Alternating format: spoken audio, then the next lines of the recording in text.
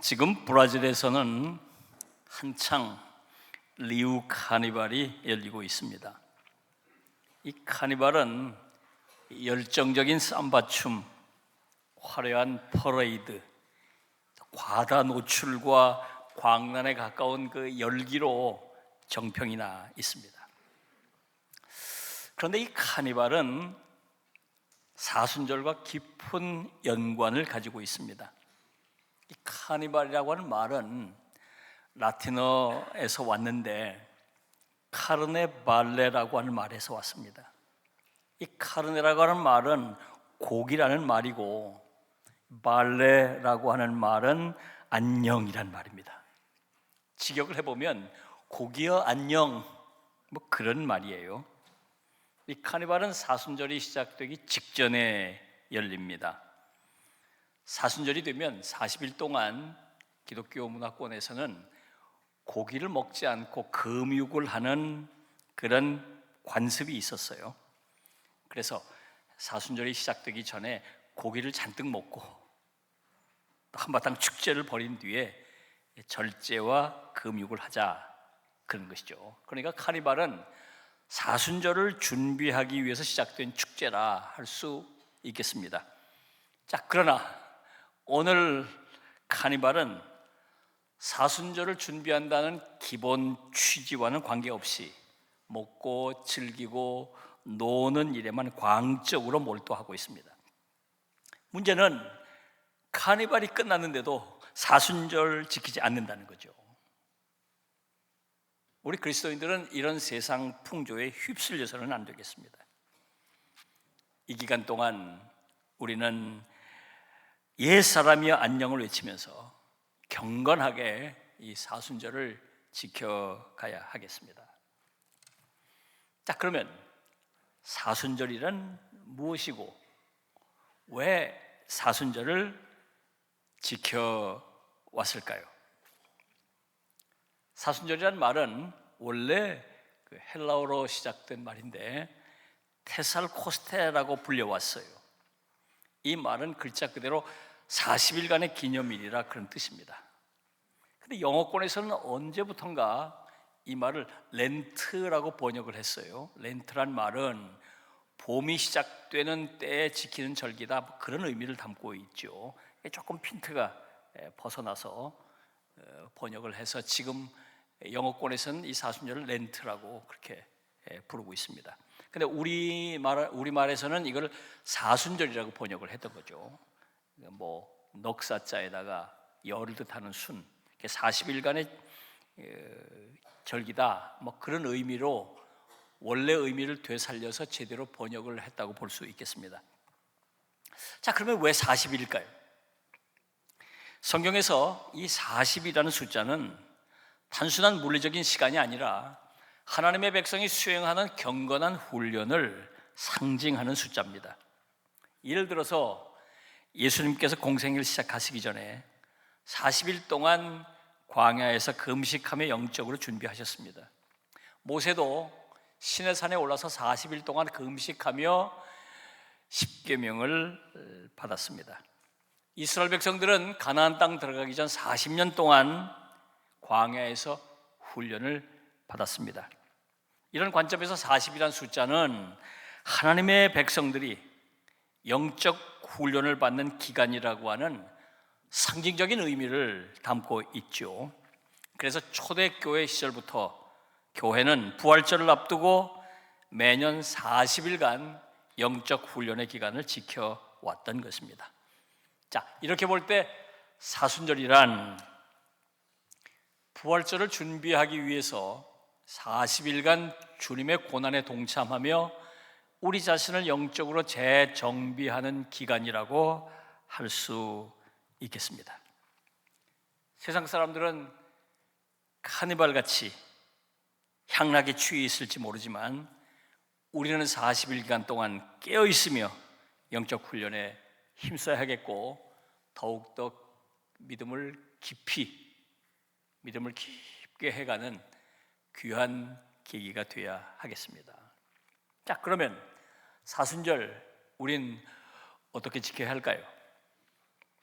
흔히 사순절이라고 하면 그저 주님의 고난을 묵상하며 슬픈 표정을 짓거나 또는 평소에 즐기던 것을 잠시 내려놓고 중단하고 절제하는 기간으로 생각하곤 합니다. 물론 주님의 고난을 기억하고 이렇게 경건하게 지나는 일은 귀한 일이죠. 절제하면서 경건에 힘쓰는 것 귀한 일이죠. 그러나 사순절의 본질은 여기에서 한 걸음 더 나아가야 합니다. 오늘 우리가 읽은 요엘 선지자의 말씀 속에서 우리는 이 사순절을 지키는 본질적인 의미를 찾아볼 수 있겠어요. 오늘 본문을 통해서 우리는 두 가지 점을 생각해 보게 되는데, 그 하나는 시선, 어디다 시선을 둘 것인가, 또 하나는 태도입니다. 우선 고난 그 자체의 시선을 빼앗기지 말라, 그런 메시지를 우리가 받을 수 있는데요, 요엘 선지자 당시 이스라엘 백성은 메뚜기 재앙이라고 하는 처참한 고난 앞에서 절망하고 있었어요. 메뚜기 떼가 몰려와가지고 농사 지은 거 싹 쓸어갔기 때문에 먹을 게 없어서 굶주림에 허덕이고 있었습니다. 하나님께서는 이 재앙을 통해서 육적인 이 굶주림에 시달리고 있는 이스라엘 백성들에게 영적인 갈급함, 영적인 굶주림을 보기를 원하셨던 것이죠. 이 재앙을 통해서 하나님께 집중하도록 하나님께서 훈련을 시키셨던 것입니다. 우리가 사순절을 지나면서 뭔가를 절제하는 일에 힘을 쓸 텐데, 그 절제하는 일에만 집중해서는 안 됩니다. 그 절제하며 또 스스로 자발적인 고난을 겪으면서 우리의 시선은 주님께로 향해야 하고, 우리의 시선은 예수 그리스도의 십자가를 바라봐야 합니다. 또 하나는 요엘 선지자를 통해서 우리에게 주시는 하나님의 말씀은 형식의 함정에 빠지지 말라는 것입니다. 요엘 선지자는 옷을 찢지 말고 마음을 찢으라고 외쳤습니다.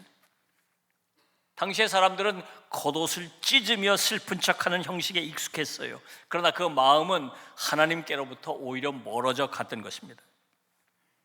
오늘 우리도 금식하고 절제하는 이 겉옷을 찢지 말고, 여기만 멈추지 말고 우리의 마음을 찢어야 합니다.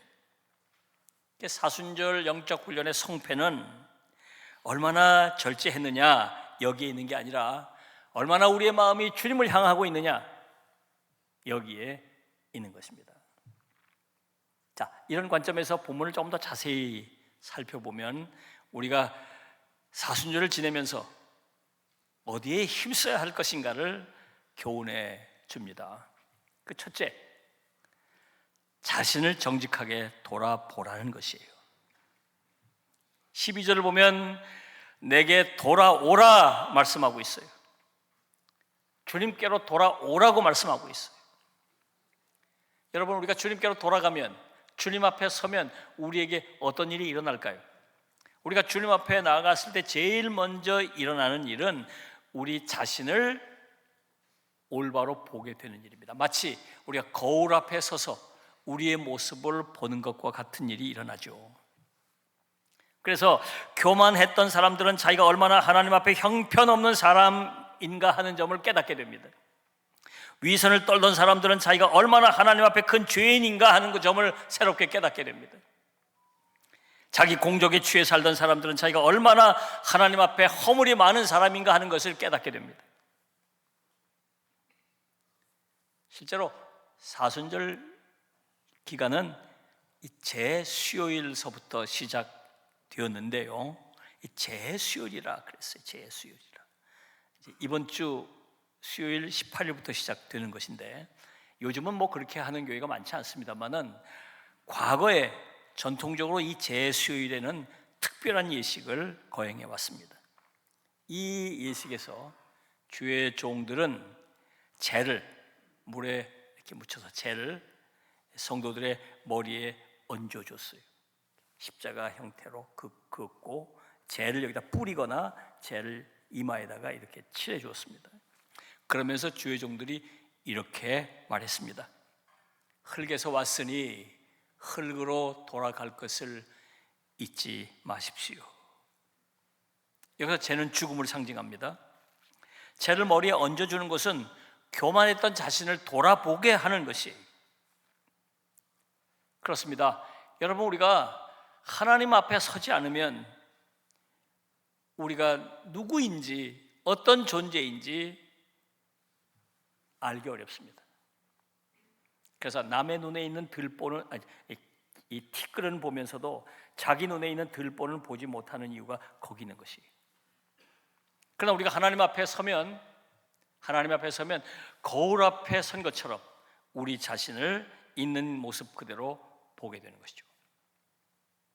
우리 자신을 안다는 일이 굉장히 중요한데 참 많은 사람들이 자기 자신을 모른 채 살아갑니다. 러시아의 문호 톨스토이는 진정한 사나이가 되려면 세 곳을 다녀와야 한다, 그런 말을 한 일이 있어요. 첫째는 군대고, 둘째는 병원이고, 셋째는 감옥입니다. 일부러 감옥 갈 건 없겠죠. 이 세 곳을 다녀와야 한다는 거예요. 그 이유는 이 세 곳은 자기 자신을 새롭게 볼 수 있게 해주기 때문이라는 것입니다. 남자는 군대 가서 고생하면서 누군가 도움 없이 살 수 없는 자기 자신의 모습을 발견하게 되고, 병원에 입원해 병화와 싸우면서 내가 얼마나 연약한 존재인지를 알게 되고, 감옥에 가서 보면 자기가 얼마나 잘못을 많이 저지르고 죄를 많이 저지른 존재인지를 알게 된다는 거예요. 톨스토이는 이렇게 자기 자신이 어떤 사람인지를 바로 깨닫는 사람이 진정한 사나이다, 그런 말을 한 바가 있습니다. 그렇습니다. 사실 많은 사람들이 자기가 누구이고 어떤 존재인지를 잊고 살아갑니다. 그래서 교만하고, 그래서 죄짓고, 그래서 하나님 의지하지 않고 살아갑니다. 사랑하는 여러분, 이 사순절에 하나님 앞에 서시기 바랍니다. 그리고 내가 어떤 존재인지를 새삼스럽게, 새롭게 발견하실 수 있게 되기를 주님의 이름으로 부탁합니다. 두 번째, 눈물로 참회해야 한다는 거예요. 본문 12절을 보면 이렇게 말씀하고 있죠. 너희는 이제라도 금식하며 울며 애통하고 마음을 다하여 내게로 돌아오라 말씀했습니다. 17절을 보면 하나님의 성전에서 수종드는 제사장들에게 이렇게 명하셨습니다. 낭실과 단 사이에서 울며 이르기를 여호와여 주의 백성을 긍휼히 여기소서, 이렇게 기도하라고 명하셨습니다. 하나님께서는 왜 이렇게 눈물을 요구하시는 걸까요?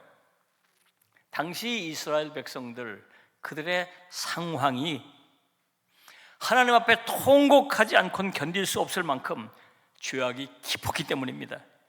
지도자들로부터 백성 또 어린아이에 이르기까지 하나님 앞에 울어도 시원찮을 만큼 큰 죄 가운데 있었습니다.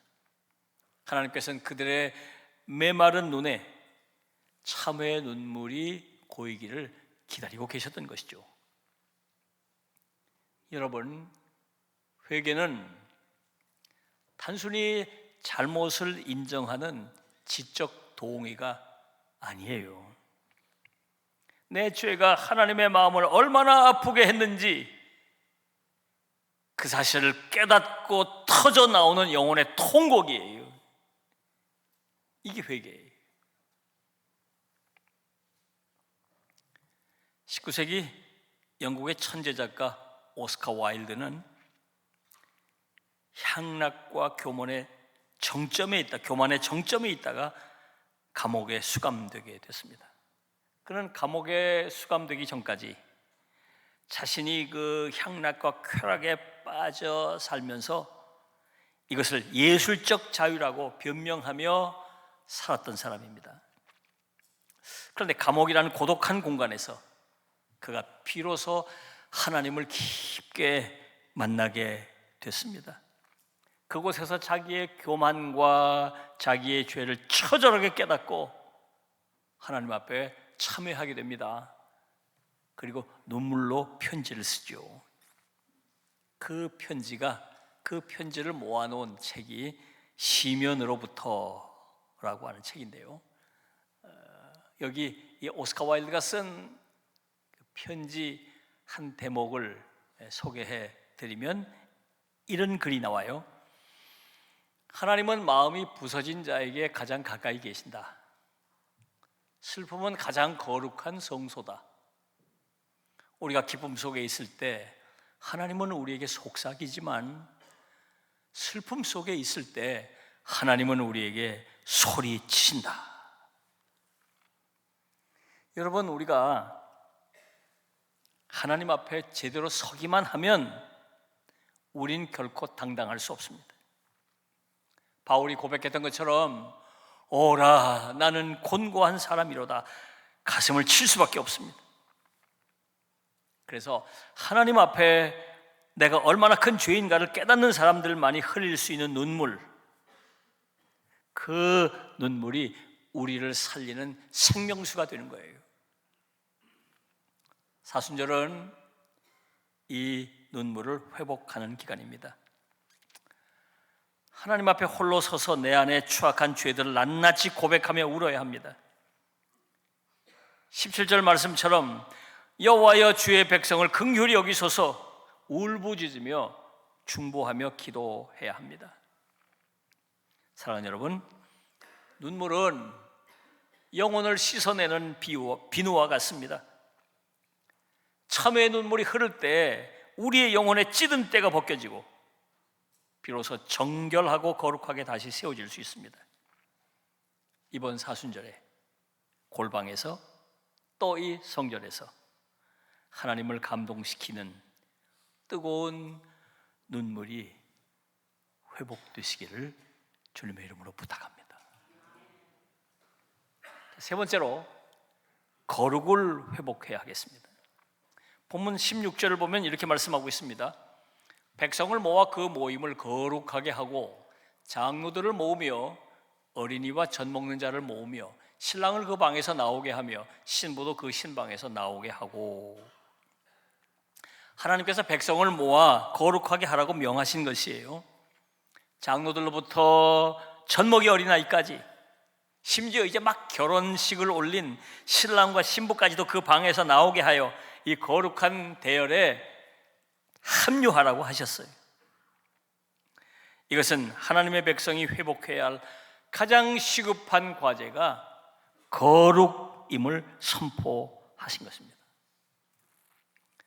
성경 이 앞에 부분에서 저 뒷부분까지 일관되게 흐르는 하나님의 명령 몇 가지가 있는데 그 중에 가장 대표적인 것이 거룩이에요. 내가 거룩하니 너희도 거룩하라. 이 거룩이라는 말은 구별됨을 뜻하는 것입니다. 세상의 타락한 가치관, 세상 풍조로부터 나를 구별시키는 것이에요. 그리고 하나님의 말씀을 따르는 것입니다. 오늘 현대 그리스도인들의 가장 큰 취약한 점 가운데 하나가 바로 여기 있어요.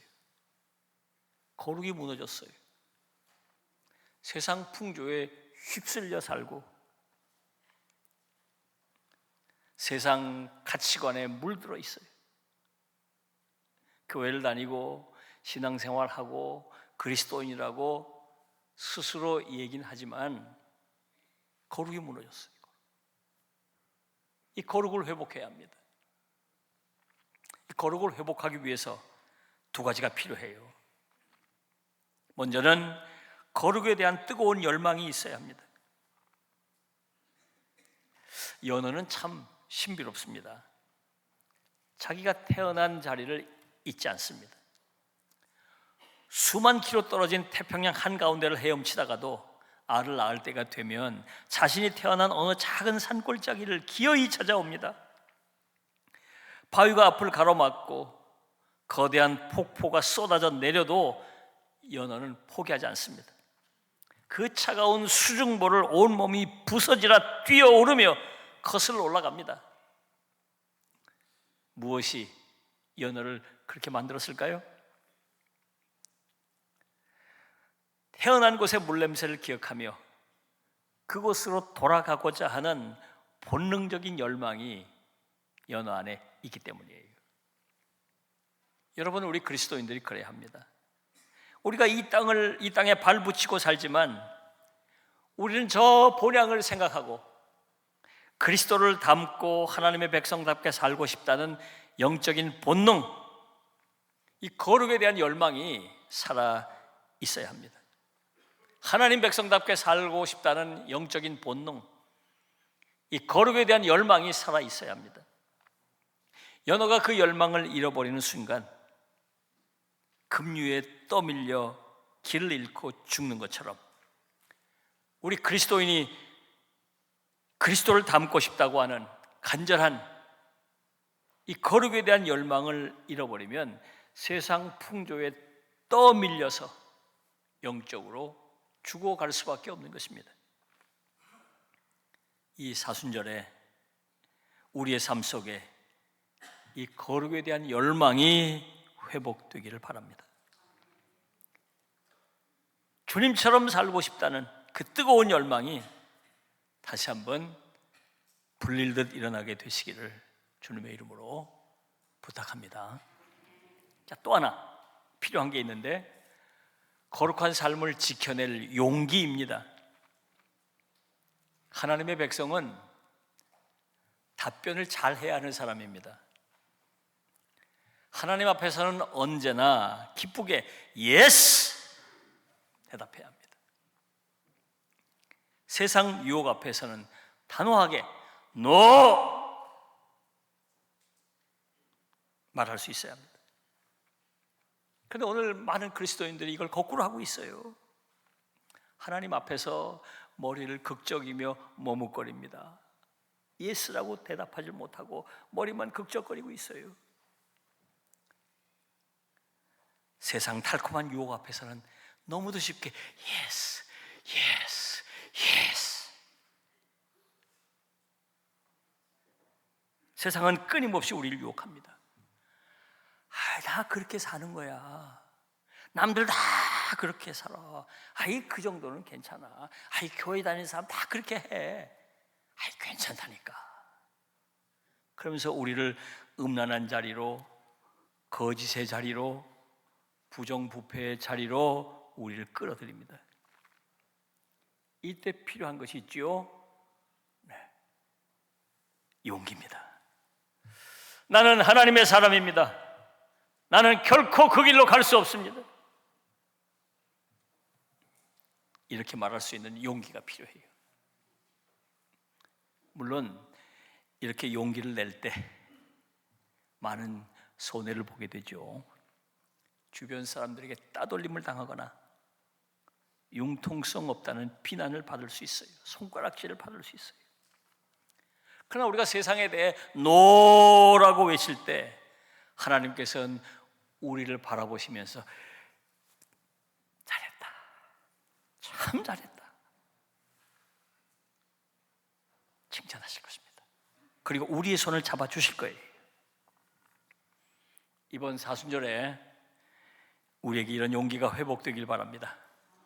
세상의 유혹을 뿌리치고 거룩한 삶을 지켜내는 되살아날 수 있게 되시기를 주님의 이름으로 축원합니다. 사랑하는 여러분, 이번 주 수요일부터 2026년 사순절이 시작됩니다. 세상은 온통 카니발처럼 육신의 즐거움을 쫓고 있습니다. 우리 그리스도인들은 이들과 구별된 거룩한 길을 걸어가야 합니다. 특히 사순절을 맞아서 이런 세상 풍조를 이기기 위해서 영적 훈련에 힘써야 합니다.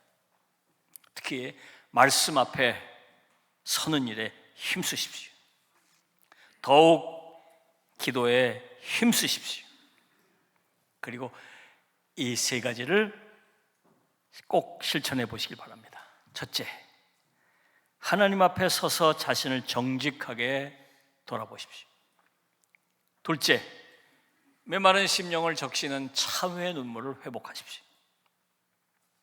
셋째, 본향을 향하는 연어처럼 거룩을 향한 열망과 용기를 가지십시오. 금년 사순절이 여러분들이 영적으로 다시 깨어나서 하나님께 가까이 나아가는 은혜의 시간이 되시기를 바랍니다. 이 영적 훈련을 통해서 여러분의 믿음이 더 깊어지고, 그래서 그 어느 때와 달리 기쁘고 복찬 부활절을 맞게 되시기를 주님의 이름으로 축원합니다. 기도하겠습니다. 주신 말씀을 생각하면서 하나님 앞에 다짐과 결단의 기도를 드리겠습니다. 다 같이 기도하겠습니다.